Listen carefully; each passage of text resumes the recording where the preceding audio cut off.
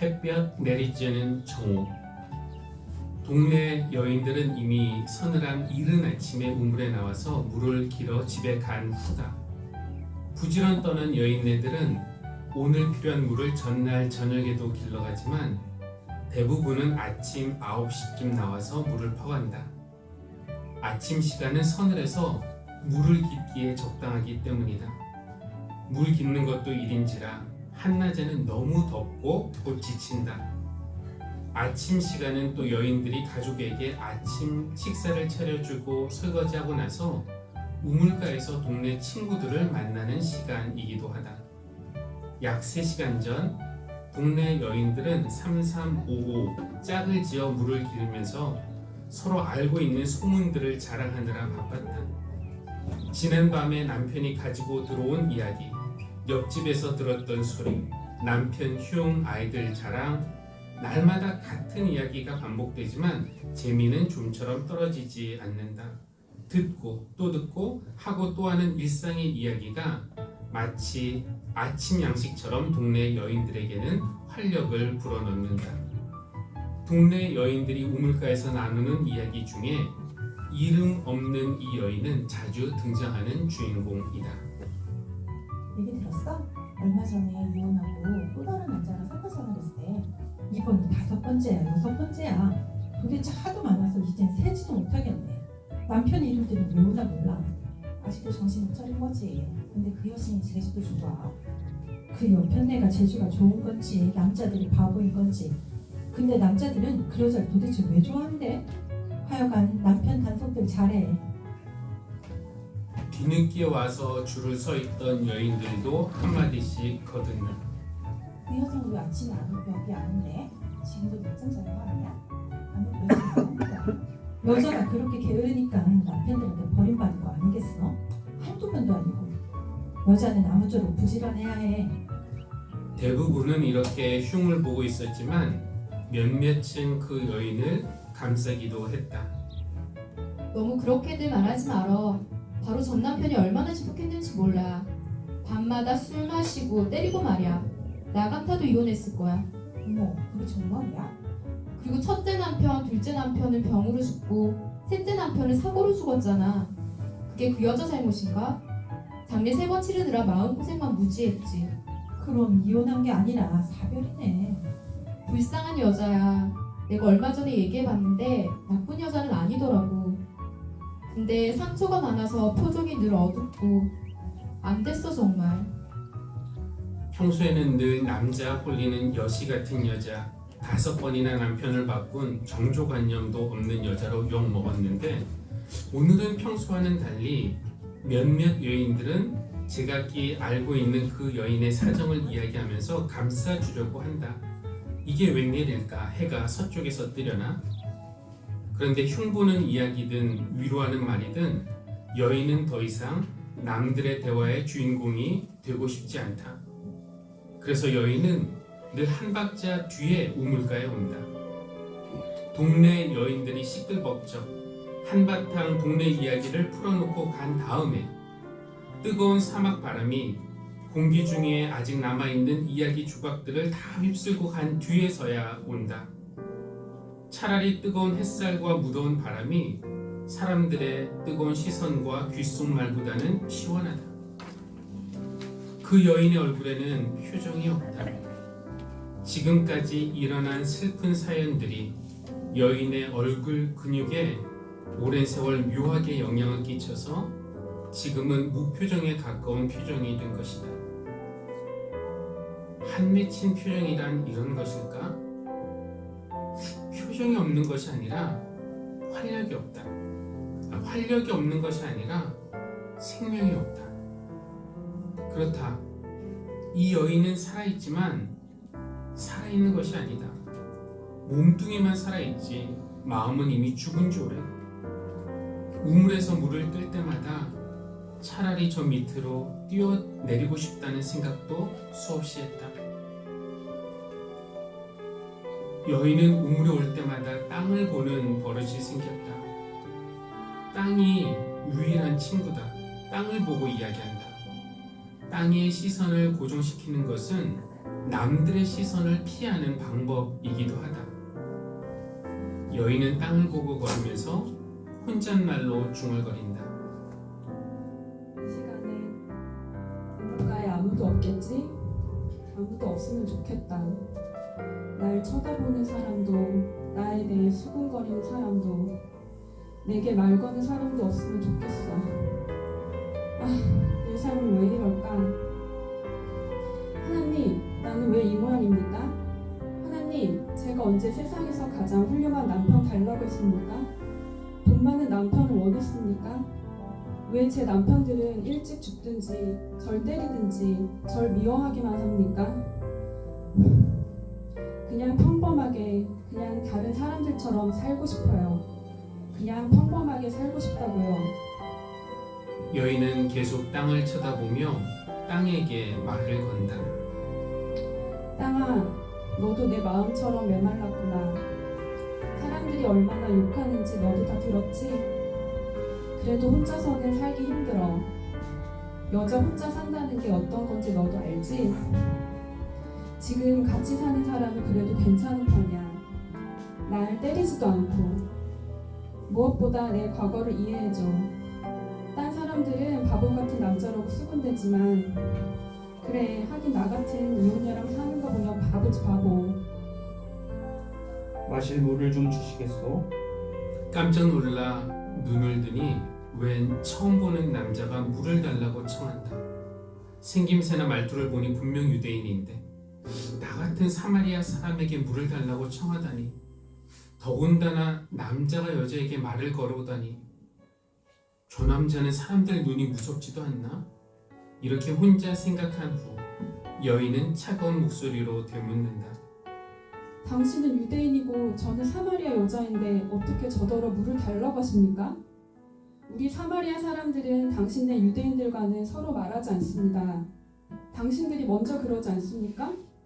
당신들이 우리 사마리아 사람들을 사람 취급도 안 하잖아요.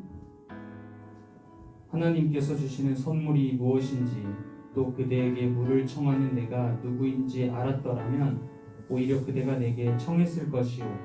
그러면 내가 그대에게 생수를 주었을 것이요. 이보세요. 우물이 이렇게 깊고 댁한테는 두레박도 없는데 어디에서 그 생수를 구하시겠다는 말씀입니까? 이 우물은 우리 조상 야곱 때부터 우리가 마신 우물입니다. 선생님이 이런 우물을 우리에게 준 야곱보다 더 훌륭하다는 말씀입니까?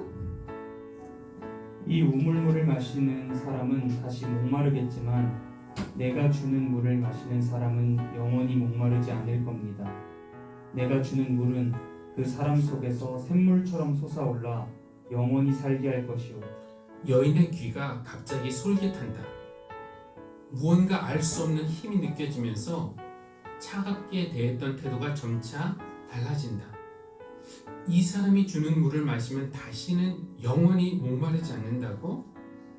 그렇다면 다시 여기 우물가에 물 들어올 필요도 없겠지? 근데 그렇게 좋은 것이 정말 있겠어? 그래도 믿져야 본전인데. 이런저런 생각을 한 후에 여인이 말한다. 선생님, 그 물을 저한테도 좀 주세요. 그러면 다시는 목마르지도 않고 물을 기르러 여기까지 나오지 않아도 되겠습니다. 그랬더니 유대인은 사마리아 여자에게 가서 남편을 불러오라고 한다. 남편? 여인은 가슴이 철렁하는 소리가 상대방에게 들킬까봐 손으로 가슴을 가릴 정도다. 저 거짓말을 할까? 그런데 왠지 저 사람 앞에서는 거짓말할 필요가 없을 것 같다. 저는 남편이 없습니다. 남편이 없다고 한 말은 틀린 말은 아니에요. 그대에게는 전에 남편이 5이나 있었고 지금 함께 사는 남자도 사실은 그대 남편이 아니니 그대는 바로 말하였어. 아니, 그걸 어떻게 하셨습니까? 남자는 침묵을 지킨다. 나의 거거를 다시다니. 선생님은 예언자 같습니다. 여인은 예언자 앞에서 무슨 말을 해야 할지 망설인다. 하나님의 예언자라면 종교 이야기가 가장 낫겠지. 여인은 자기도 모르게 예배로 화제를 돌린다. 그것이 자신의 과거 남자들 이야기하는 것보다는 낫겠다는 생각이 든 것이다. 선생님, 우리 사마리아 조상들은 저기 보이는 저 산에서 하나님께 예배드렸습니다. 그런데 선생님들 유대인들은 예배드릴 곳이 예루살렘에 있다고 합니다. 누구 말이 맞습니까? 사마리아인들과 유대인들은 예배 장소의 정통성을 놓고 늘 대립해왔다. 사마리아인들은 북쪽에 있는 그리심 산에서 예배를 드려야 하나님께서 받으신다고 주장했고, 유대인들은 남쪽에 있는 예루살렘 성전이 하나님께서 예배 받으시는 유일한 곳이라고 주장했다. 여인은 하나님의 예언자로부터 의견을 듣고 싶어 했다. 내 말을 믿으시오. 사람들이 아버지께 예배를 드릴 때에 이 산이다 또는 예루살렘이다 하고 굳이 장소를 가리지 않아도 될 때가 올 것이오. 진실하게 예배하는 사람들이 영적으로 참되게 아버지께 예배를 드릴 때가 올 텐데 지금이 바로 그때요. 아버지께서는 이렇게 예배하는 사람들을 찾고 있어. 하나님은 영이시니 예배를 드리는 사람은 영과 진리로 예배를 드려야 하오. 저는 그리스도라 하는 메시아가 오실 것을 알고 있습니다. 그분이 오시면 저희에게 모든 것을 다 알려주시겠지요. 그대와 더불어 말하고 있는 내가 바로 그 사람이요. 선생님이 그리스도시라고요? 반신반의하면서 막 물어보려고 했는데 어디선가 유대인 10명이 손에 음식을 들고 나타난다. 여인은 갑자기 등장한 사내들 때문에 놀란다. 안 그래도 남자 관계가 복잡하다는 비난을 수없이 들은 여인은 우물에서 또 낯선 남자에게 꼬리친다는 소문이 날까봐 가슴이 철렁인다. 제자들도 나름대로 놀란다.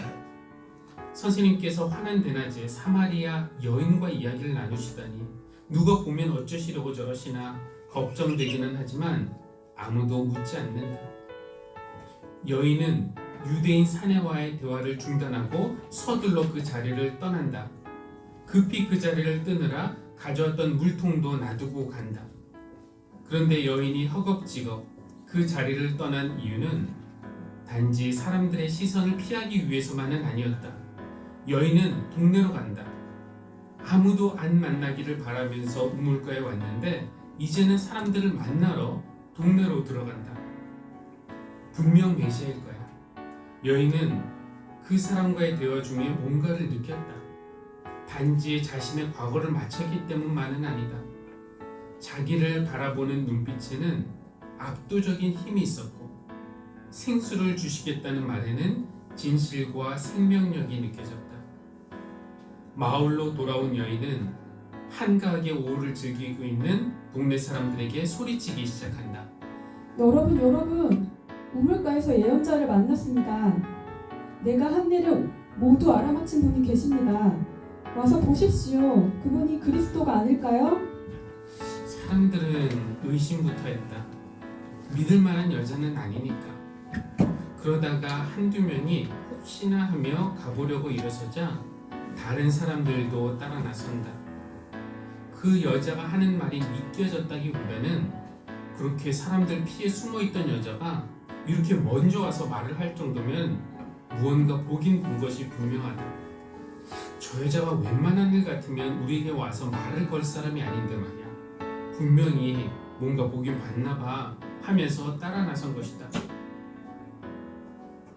한편 우물가에서 제자들과 그들의 선생님이 대화를 나누고 있다. 먹거리를 구해온 제자들이 선생님에게 권한다. 라삐님, 무엇을 좀 잡수시지요? 나에게는 너희가 모르는 양식이 있다. 제자들은 어리둥절하다. 선생님께는 우리가 모르는 양식이 있다고? 제자들은 감히 엿주지는 못하고 서로 수군거린다. 누가 선생님께 잡수실 것을 갖다 드렸나? 아까 그 여자가 먹을 것을 준 건가? 그런데 그 여자가 누구였지? 아니야. 어쩌면 돌로 빵을 만드셔서 드셨을지도 모르지.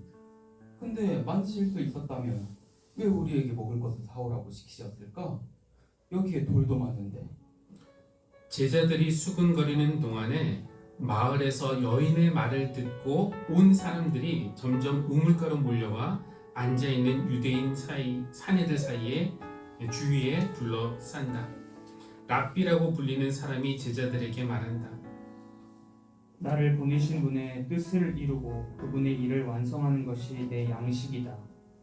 너희는 아직도 넉 달이 지나야 추수 때가 온다 하지 않느냐? 그러나 내 말을 잘 들어라.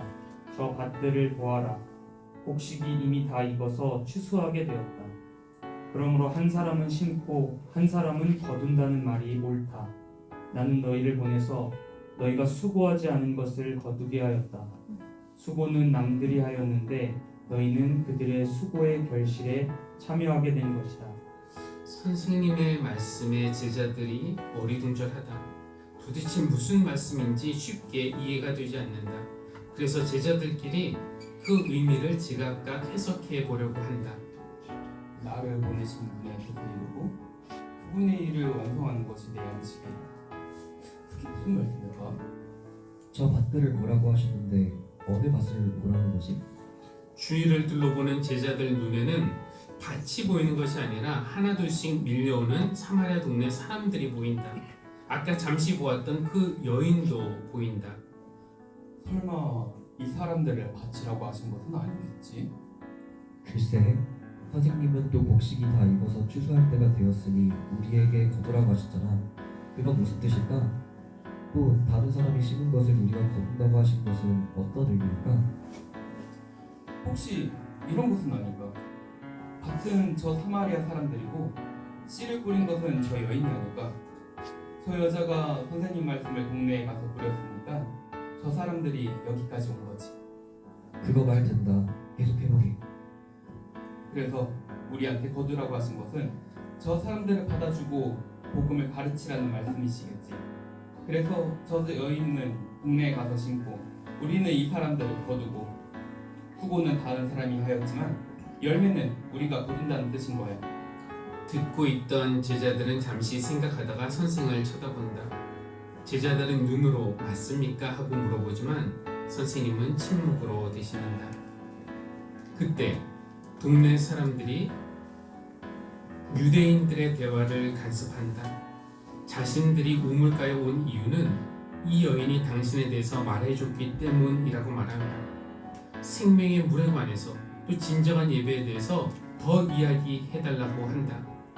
그러나 미심쩍은 어떤 사람들은 자신의 과거도 맞춰보라고 말한다. 이틀간 예수님은 제자들과 사마리아에 머물면서 마을 사람들에게 복음을 전했다. 사람들이 그 여자에게 이렇게 말한다. 우리가 믿는 것은 이제 당신의 말 때문만은 아니요. 우리가 그 말씀을 직접 들어보고 이분이 참으로 세상의 구주이심을 알았기 때문이요 하고들 말하게 되었다. 그 여인은 이제 동네 여인들의 가십거리 주인공이 아니다. 메시아를 만나게 해준 고마운 사람이 되었다. 그래서 이 여인은 이제 뜨거운 정오가 아니라 이른 아침에 우물가에 나간다. 동네 여인들과 함께 수다도 떤다. 표정이 없던 얼굴에 웃음이 돌아왔고 활력이 없던 얼굴에 활력을 되찾았고 생명 없던 얼굴에 생명의 힘이 넘친다.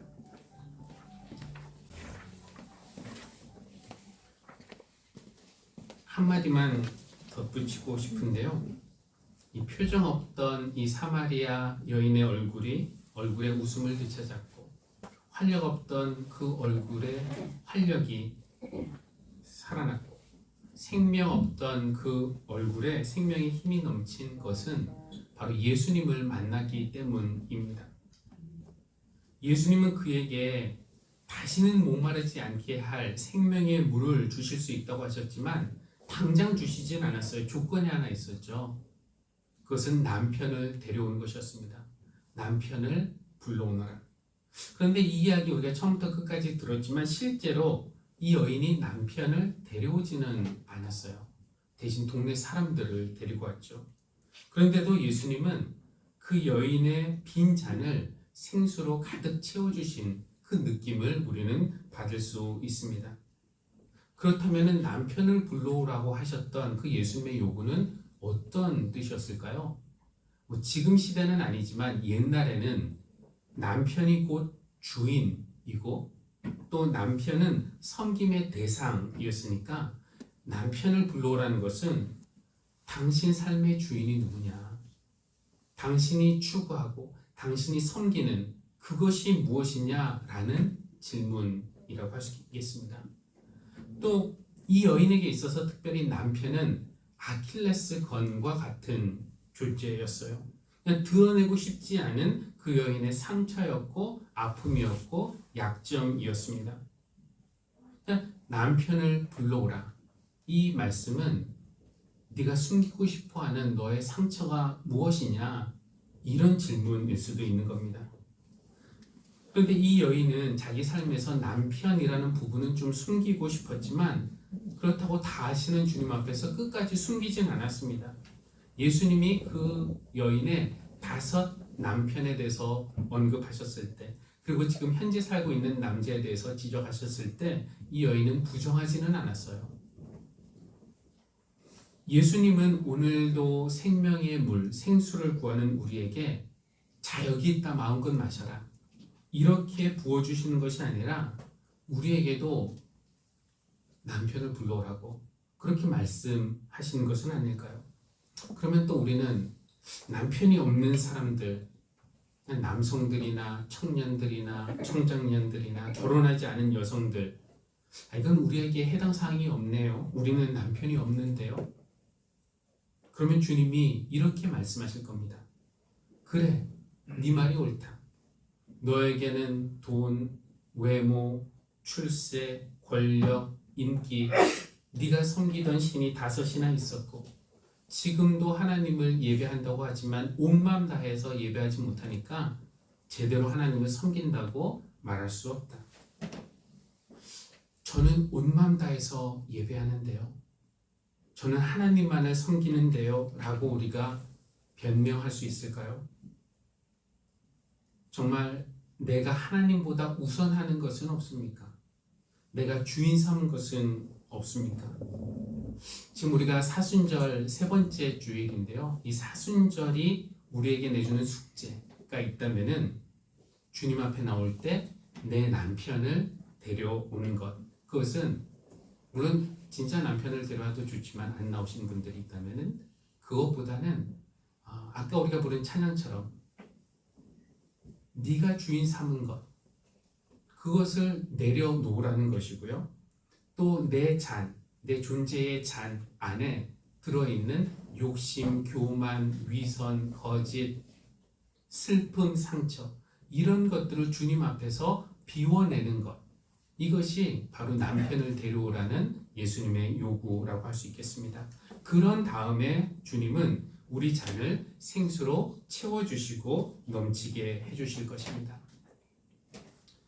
내 잔이 넘친다면은 우리는 누구에게 달려갈까요? 그렇게 사람들을 피해 다녔던 이 사마리아 여인이 사람들이 모여있는 그 동네에 자발적으로 뛰어들어간다? 라는 거 상상해 보면은 매우 인상적인 장면이라고 할 수 있겠습니다. 이 여인을 동네로 달려가게 한 그 힘은 무엇이었을까요? 그리스도를 만났다는 기쁨이었겠죠. 그분을 만났는데 그분이 나를 아시지만 그러나 판단하지 않으시고 다른 사람들은 나를 피하고 수군대지만 그분은 나를 받아주시고 내 존재는 텅 빈 것 같지만 그분이 나를 가득 채워주시는 그분을 만났다는 기쁨이 바로 달려가게 하는 힘이었을 것입니다. 우리에게도 이렇게 찾아가거나 달려가고 싶은 그런 사람들이 있으면 좋겠습니다. 우리에게도 하고 싶은 이야기가 있으면 좋겠습니다. 오늘은 내가 주인 삼은 것, 내가 섬기는 것을 하나님 앞에 내려놓습니다. 그리고 내 빈잔을 주님께 드립니다. 주님께서 우리의 빈잔을 생수로 채워주셔서 기쁨과 흡족함이 우리 안에서 샘솟물처럼 계속 솟아나기를 바랍니다. 우리 하나님, 사마리아 여인이 바로 우리입니다. 하나님이 아닌 다른 것들을 구했지만 만족이 없었습니다. 다른 것들을 주인 삼았지만 진정한 평안이 없었습니다. 남편을 불러오라는 주님 말씀 따라서 이제 우리가 섬겼던 것들, 또 우리의 허물과 상처와 약점을 주님 앞에 솔직하게 내려놓습니다. 텅 빈 잔을 주님께 드리는 우리의 이 빈잔을 주님께서 받으시고 생명의 물로 가득 채워주시기를 간구합니다.